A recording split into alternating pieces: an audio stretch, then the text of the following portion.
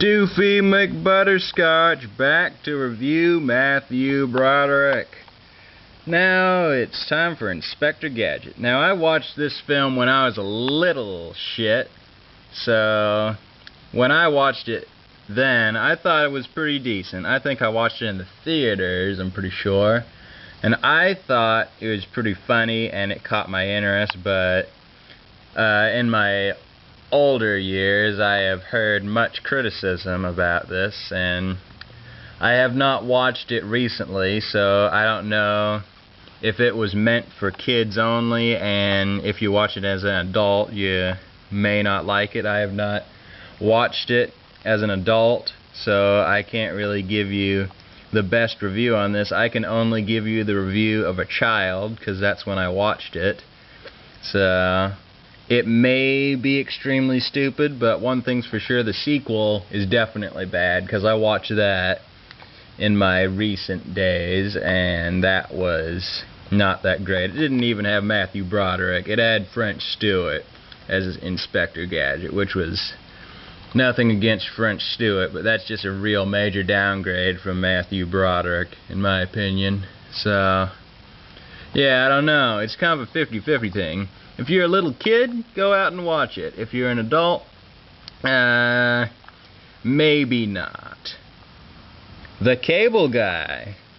Now, I used to be a real big Jim Carrey fan, but you know, when this isn't one of Jim Carrey's best films, some people might find The Cable Guy pretty good, but I didn't really get it too much. I mean, Jim Carrey seemed irritating in that one. Not the funny irritating like in Dumb and Dumber, but kind of just the irritating. He was just like a stalker who followed Matthew Broderick around. Matthew Broderick just played the average suburbs guy that not a lot of people hang out with, but yeah, I just didn't get it. Some people probably like it, but for me, I just didn't get it personally as a comedy. It didn't get to me.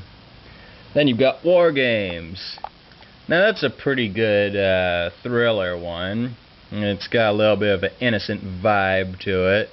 It's about Matthew Broderick, who is a hacker. So for all the hackers that are watching this, you might thumb this up, or you might look at War Games and think it's a pretty cool movie, or you might think it's just trash. I don't know. I've never met a hacker before. Maybe I have, but I just didn't know it.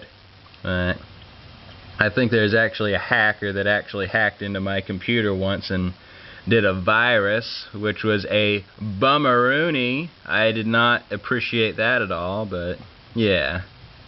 Anyway, getting off topic, War Games is about a hacker who gets into a government website and they charge him for creating this one little virus thing or whatever, and they're convinced that a nuclear war is about to start, and the shit really hits the floor then, now don't it? Yeah, but you could watch it if you feel like it. Not the most perfect movie out there. It's good enough to watch and not be terrible, but yeah. War Games. Ferris Bueller's Day Off. Bueller. Now, this is your coming of the age kind of flick about a teenager, Matthew Broderick, who goes around and does a whole bunch of crazy stuff. So if you're a young guy, this will probably be a fun flick for you, but if you're one of those people who doesn't like things that aren't based on reality, you're probably going to roll your eyes at Ferris Bueller's Day Off. But it's an okay movie. You could watch it because it's a cult classic and all. Then you've got Biloxi Blues. Now this is about Matthew Broderick again, who goes into an army camp and goes on a few little adventures there. Another movie that I didn't really catch on too much. It didn't really get me. the best. Yeah, it's just another military kind of film, but they try to make it a bit of a comedy, but it doesn't really work that great. Maybe you'll chuckle a little bit, but that's about it. Glory, now this is another military movie. More interesting than some, but definitely still boring. It's got a real weird plot. It follows a whole bunch of people, and it's hard to follow at times. It's based on the Civil War, I think.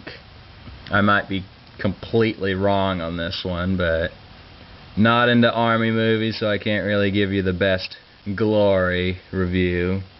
Freshman, already talked about that one over there. Project X, now that's about a whole bunch of monkeys.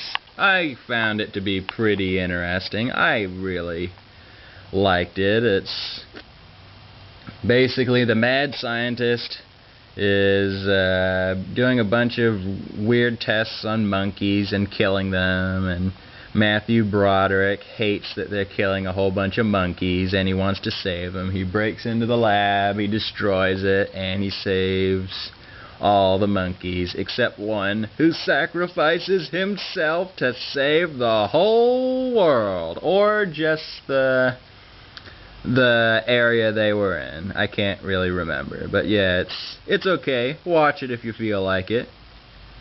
And what do I think of Matthew Broderick? He's kind of boring. He doesn't really catch on very much.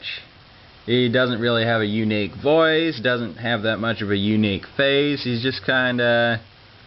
He's the guy you walk past that's talking on a Bluetooth in his car, is basically what I think of him. I'm just not really nuts about him. Matthew Broderick, there's not really that much to talk about. He's just a guy. Nothing really standoutish. Anyway, let's get to the next guy, Mel Brooks. Not going to have enough time to talk all about his movies, but we'll talk about a few. Blazing Saddles. Oh, that is a very, very good movie. It's actually really culturally significant because it's the first comedy ever that was actually funny. Created in 1974, the first funny comedy. It's really good, and it has aged pretty good. All the jokes are just hilarious. They've got jokes every 20 seconds, and it's just absolutely terrific. I could make a whole list about the funny jokes they have in there. It's just great. If you have not seen it, and you like comedy films, you have to watch Blazing Saddles. It's one of the funniest movies in the whole world. And it's absolutely the greatest. I can't say enough good things about it.